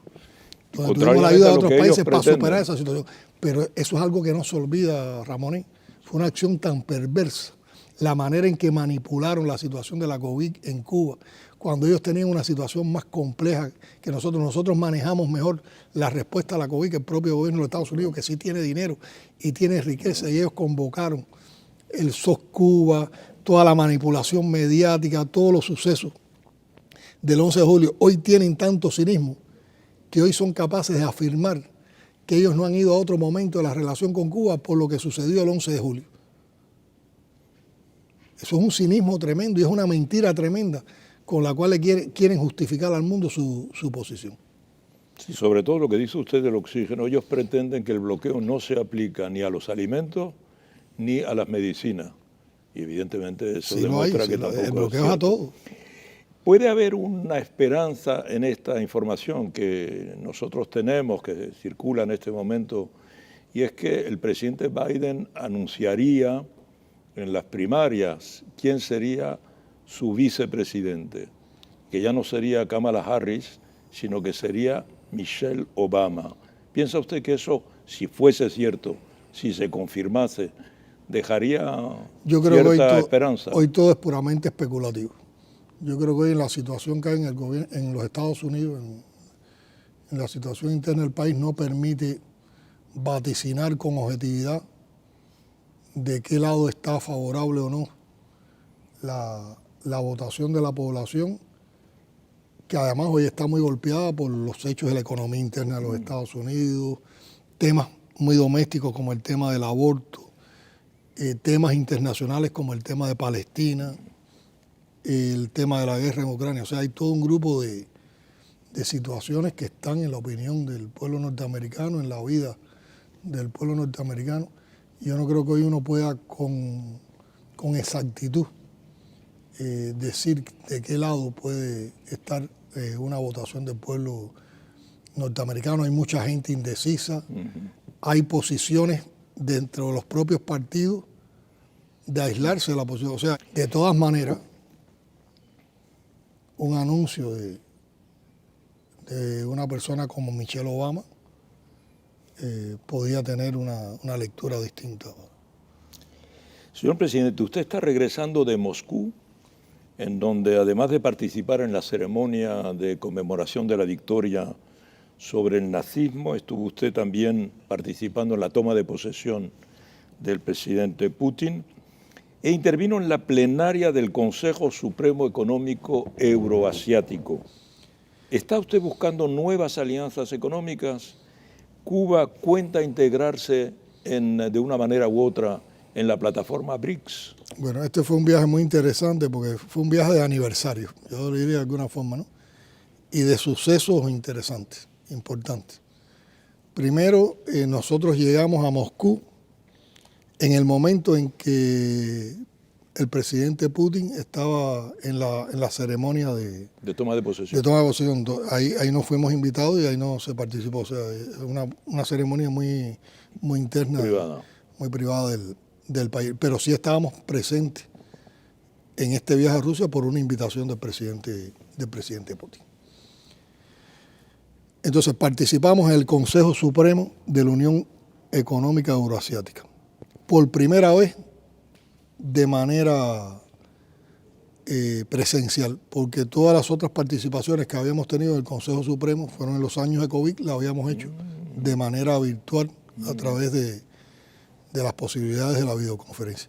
Por lo tanto, no se trata de una nueva alianza, de entrar en una nueva alianza, es una alianza en la que ya estamos hace tiempo. Y cuando estaba sesionando el Consejo Supremo, se estaban cumpliendo 10 años de la Constitución de la Unión Económica Euroasiática. Por lo tanto, también era un momento de balance de los resultados de esa integración regional en la cual tenemos la condición de país observador. Y era la misma fecha donde se estaban conmemorando el 64 aniversario del establecimiento de relaciones entre la Unión Soviética y Cuba, que son las relaciones que han continuado ahora con la Federación Rusa.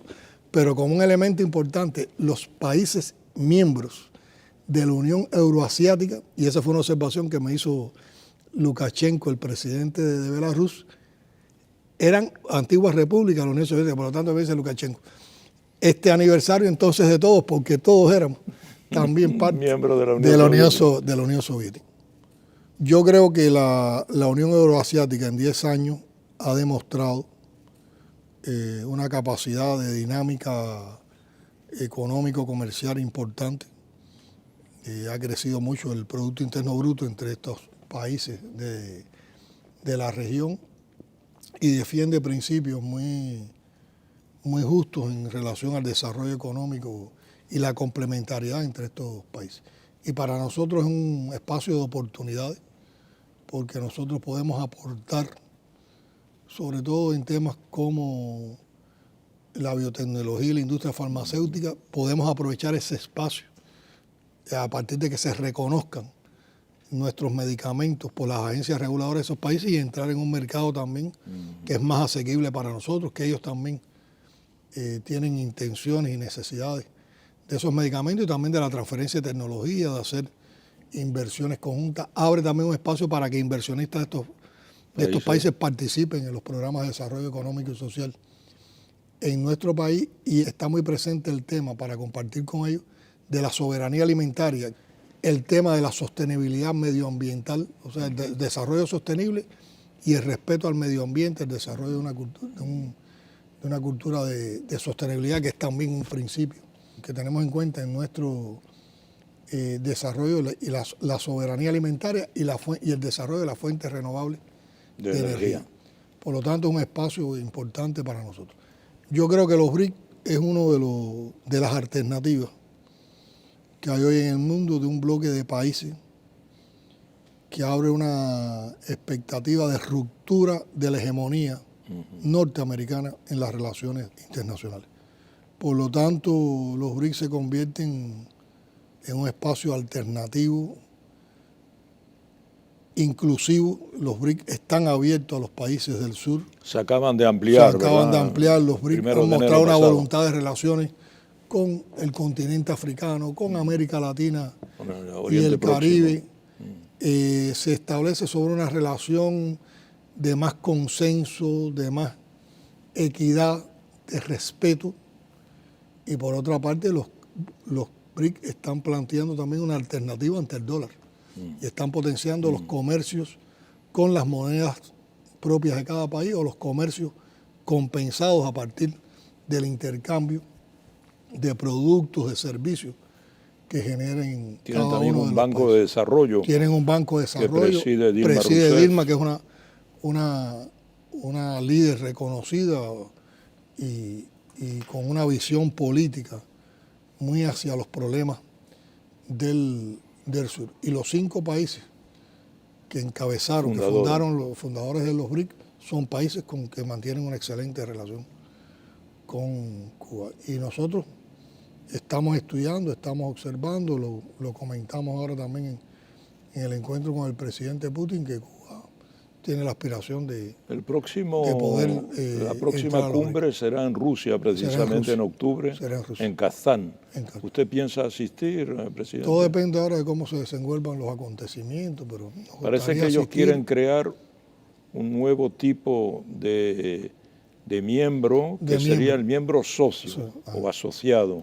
¿Habría sitio para Cuba? Y habría sitio para Cuba, y depende también del consenso el que se llegue con los países que tienen la dirección de los BRIC. Pero, por ejemplo, ellos fueron muy consecuentes y permitieron que Cuba participara en la cumbre de Sudáfrica, ya no solo como país, sino representando al grupo de los 77 y China, porque en ese momento nosotros éramos los presidentes pro tempore, y hay que decir que dieron toda una atención a los planteamientos del grupo de los 77 y China, que expuso en su nombre Cuba, y también hacia la posición cubana. Yo creo que es un ambiente muy propicio para las relaciones sur-sur y que abre una nueva perspectiva para incluso ese nuevo orden económico internacional que es necesario. Señor presidente, llegamos al final de esta entrevista. La última pregunta es sobre América Latina. Las crisis se están multiplicando en América Latina y el Caribe. Hubo ese asalto a la Embajada de México en Ecuador.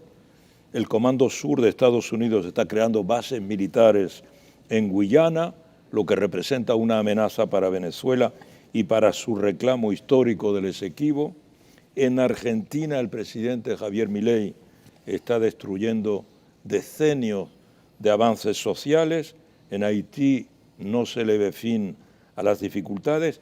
¿Qué lectura hace usted de estas situaciones y qué puede aportar Cuba para promover en esta región la soberanía, la paz y el progreso? Bueno, esto es una expresión de todas las contradicciones que existen a nivel global y que se manifiestan también a nivel regional, en el caso de América Latina y el Caribe. Creo que también es una expresión de la persistencia del imperio de mantener la doctrina Monroe, que expresa un enfoque imperial de que América para los americanos, que no es la América Latina y el Caribe para todos los que vivimos en el continente, es la América Latina y del Caribe subordinado a la América del Norte y al poder del imperio. Por lo tanto, también esto es expresión de la visión norteamericana de desprecio a nuestros pueblos y de la visión norteamericana de América Latina y el Caribe como su traspatio.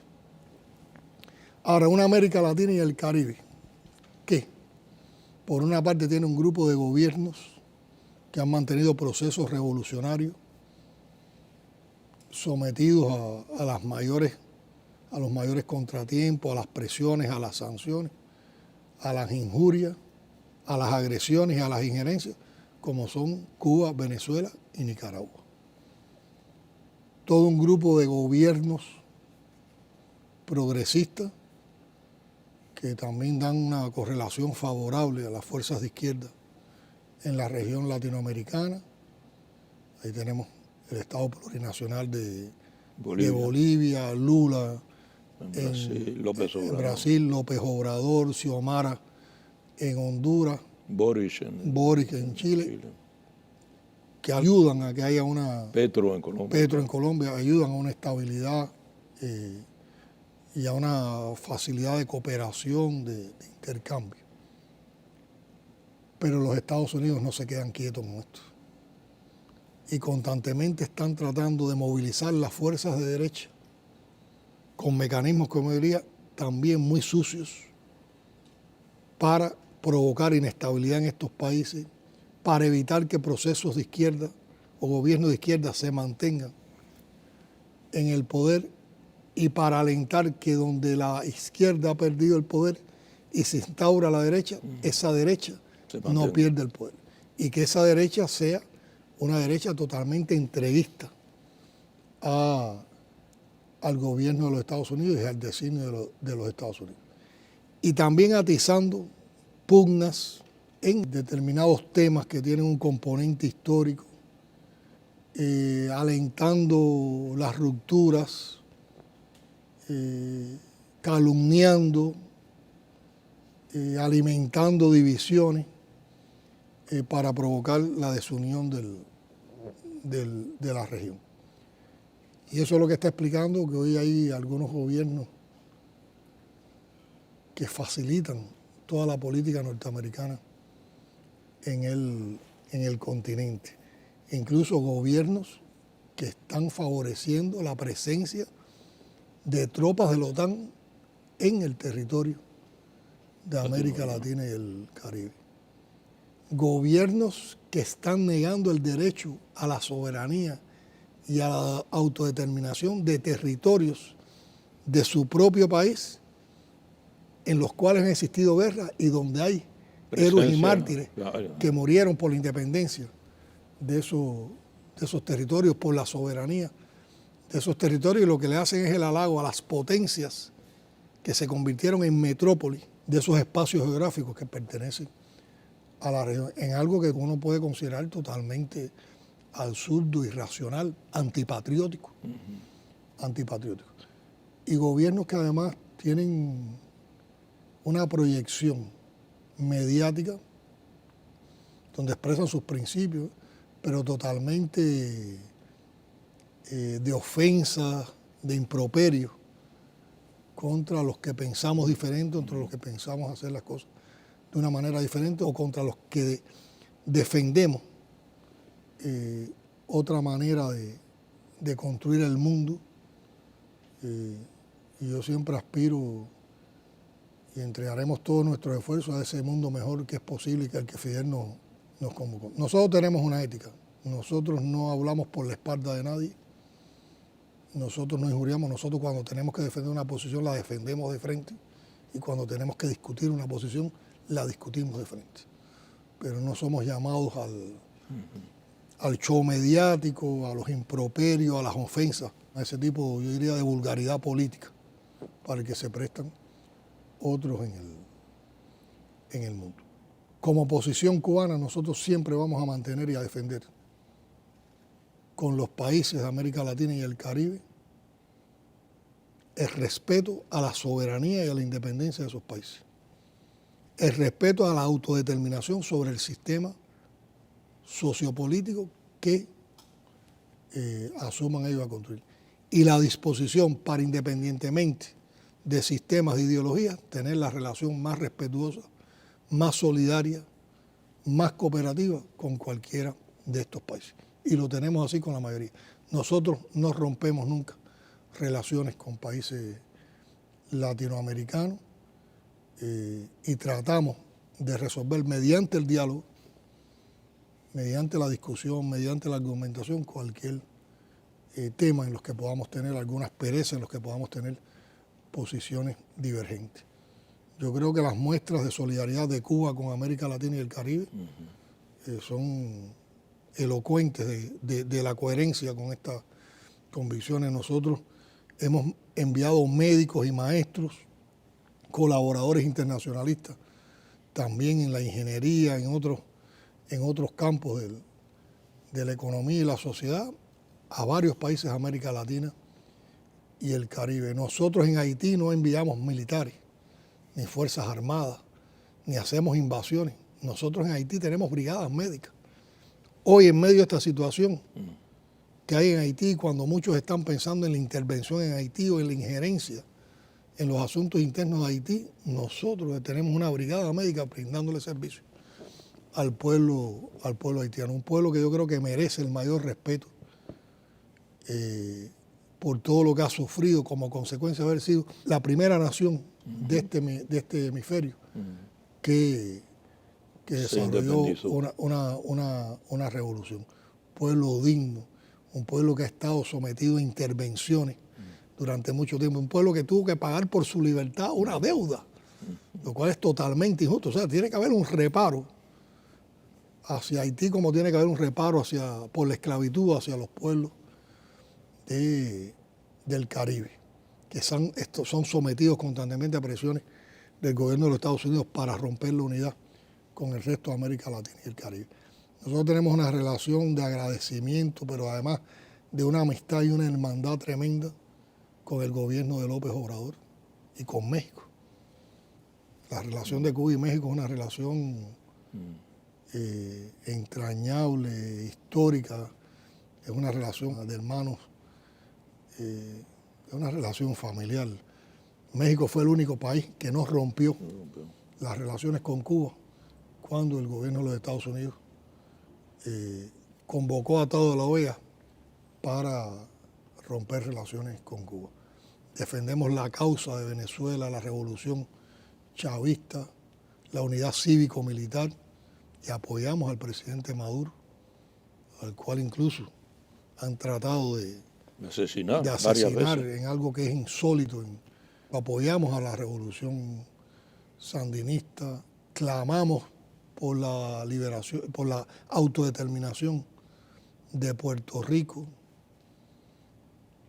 defendemos los principios del Estado plurinacional de Bolivia, y vemos con mucho interés el papel que juega Xiomara en Honduras y también el papel al frente de la CELAC en estos momentos. Mantenemos una relación muy estrecha con Lula, con los países del CARICOM también, con los países de CARICOM, en fin de cuentas con toda América Latina y el Caribe, pero siempre sobre la base esa del respeto, la solidaridad, la amistad y el diálogo para resolver cualquier situación. Y por otra parte, nos planteamos defender la proclama de paz para América Latina y el Caribe, que se aprobó precisamente en una cumbre de la CELAC en La Habana. Y también defendemos la integración latinoamericana y caribeña, que responde a los sueños de nuestros próceres, responde a los ideales de integración latinoamericana más elevados. Y estoy pensando en este momento en Martí y en Bolívar. Martí, que habló siempre con tanto respeto de nuestra América, y estaba definiendo muy bien cuál era nuestra América, y Bolívar, que llevó a cabo toda una contienda por lograr la independencia de muchos de los países latinoamericanos. Y yo creo que predicando con el ejemplo es el mejor apoyo que podemos darle a esa unidad latinoamericana. Que Fidel siempre defendió. Que Fidel defendió siempre y nos enseñó a defender, que Raúl también la ha defendido. Y yo te digo, Ramonet, cuando uno habla de sueños, de aspiraciones,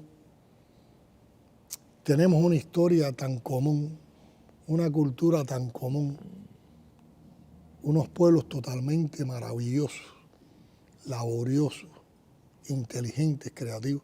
Yo te digo, las culturas precolombinas latinoamericanas no tienen nada que envidiar a las culturas mesopotámicas y a las culturas de la antigua Grecia, que ellas se conocieron primero, pero cuando uno vea la historia, ve que las nuestras, en su desarrollo, en cómo medían el tiempo, cómo canalizaban las aguas, cómo producían, su desarrollo, eran tan desarrolladas como esas.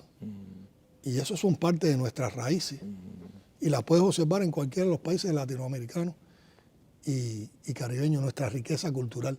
El pensamiento de avanzada acá en América Latina y el Caribe, los enfoques de los pensadores latinoamericanos, de los filósofos latinoamericanos, del sector académico latinoamericano, son posiciones de avanzada, de mucho estudio, de mucha coherencia, de mucha defensa de las raíces de la identidad latinoamericana y caribeña.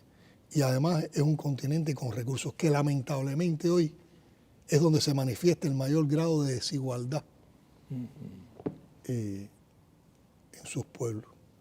Yo estoy convencido de que con todas esas virtudes, con toda esa riqueza, y es con lo que sueño, el continente latinoamericano podía tener una integración tal que pudiera ser un ejemplo para el mundo entero de lo que puede aportar a la condición humana, al futuro, a los sueños de emancipación, a la colocación del ser humano en el verdadero centro de todo lo que se hace para el mundo. Y yo creo que ese momento, más temprano que tarde, va a llegar, porque nuestros pueblos reclaman mucha justicia, porque han vivido muchas situaciones complejas, han vivido agresión, han vivido desprecio, han vivido intervenciones, han vivido prácticas de desigualdad, han sido excluidos de procesos, han sido excluidos de posibilidades. Hay mucho analfabetismo todavía por resolver en América Latina y el Caribe. Hay mucho que avanzar en los temas de género.